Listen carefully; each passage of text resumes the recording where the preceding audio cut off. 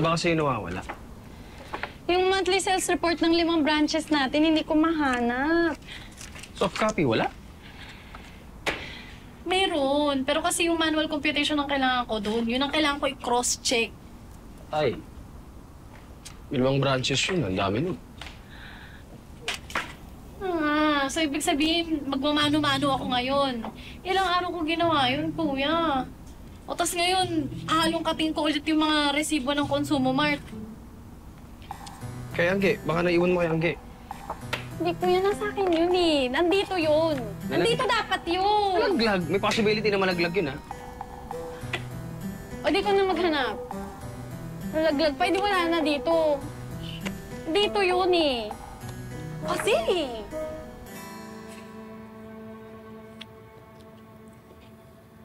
Nahanap ko na siya, Ga.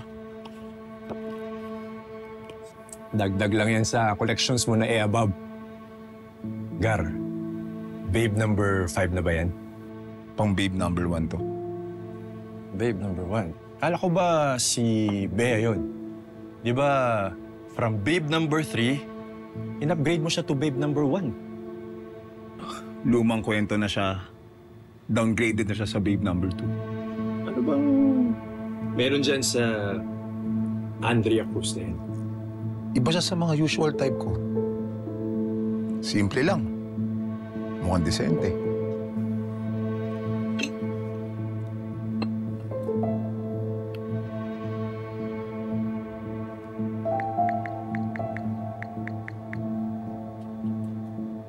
Oh.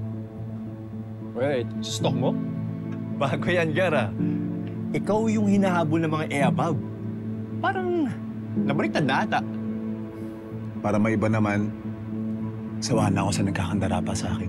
Sino niloloko mo? Ipupusta ko yung kotse ko, gagawin mo lang flavor of the month yan. Game. Cheers. Sige. Pasok.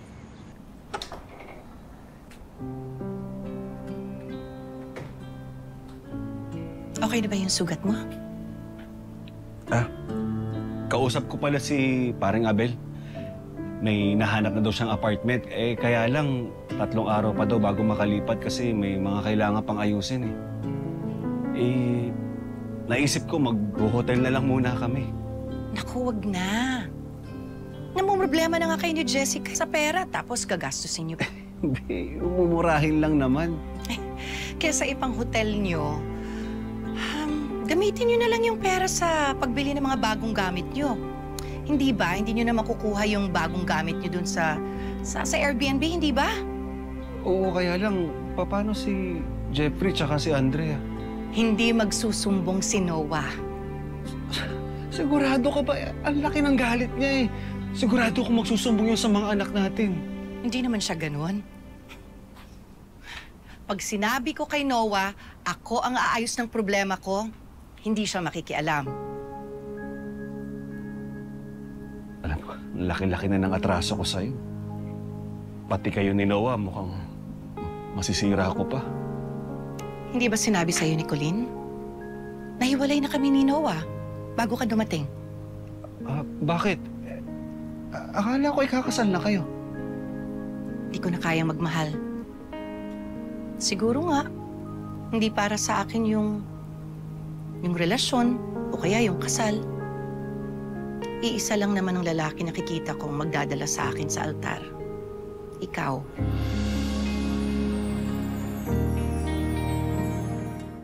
Pero alam naman natin hindi mangyayari yun. Hindi na pwede. Pag nakaipon ako, uuwi ako agad. Isipin niyo na lang na ooperahan si Andrea. Pag nangyari yun, hindi na kailangan umalis pa ang tatay niyo. Hindi na tayo magkakahiwalayan. Pangako yan. Ano naman nangyari? Pinipilit mo, halika na. Isang patawarin mo ako. Pero nangyari Hindi na. ako na umalis. Under the laws of the Republic of the Philippines, Manuel Cruz, if you freely and voluntarily consent to be united in marriage to Hazel Capistrano.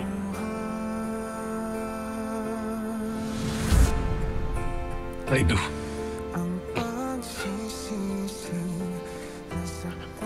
Pari mo ako sa lahat na nagawa ko sa'yo. Patawad, Telma.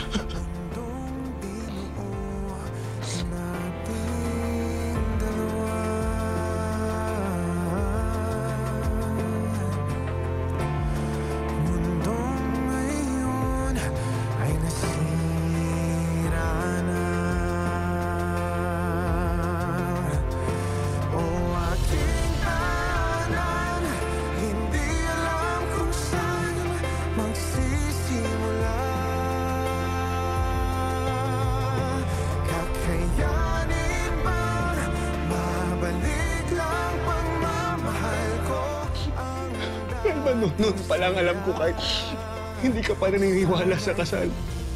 Di ba pinangakuan na kita? Tsaka nangako ko sa'yo noon, ha? Ibigyan kita ng masayang pamilya, pero...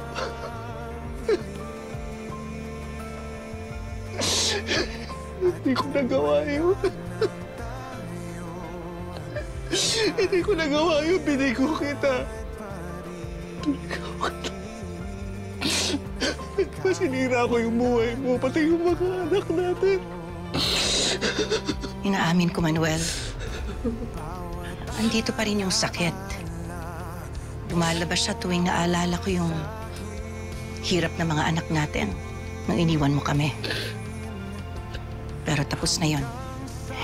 Hindi tamang magpatali pa rin ako sa galit. Pinapatawad na kita.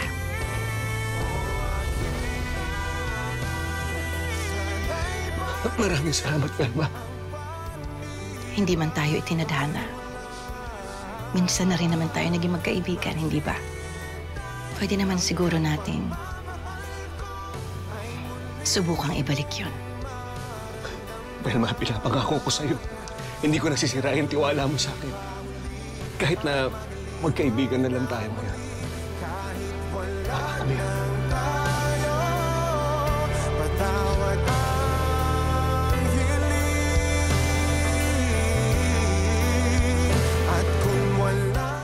Alam ng Felma Landina yan kung nasa na mag-ama ko. Tinatago niya somewhere.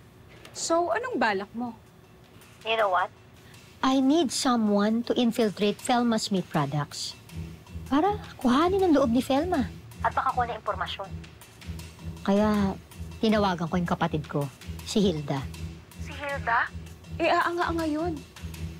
He needs someone who actually knows how to skin. Well, siya lang available eh. Hayaan mo na, ititrain ko na lang. May choice ka. You have me. You mean? Ay. Wait.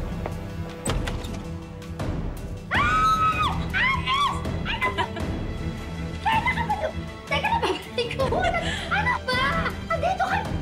Kailan ba? Ano nangyari? Ba't di ka nagpasabi? Well, what's the plan?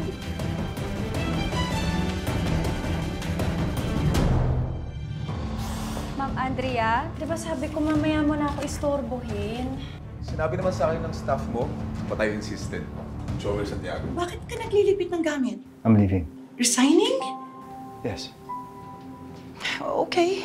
Parang napakadali sa bitawan ako ng gano'n na lang. Ano bang gusto mong gawin ko? Pipigilan kita? Oo. Ang dami na namin napapansin sa inyo ni Kuya eh. May mga tinatago kayo sa amin. Tapos ngayon si Tito Noah aalis siya kasi nakakagago na raw kayo. Tama na yung pagsisikreto, please! Tama kayo. Tinatago ko si Manuel. Ate, tama na, please!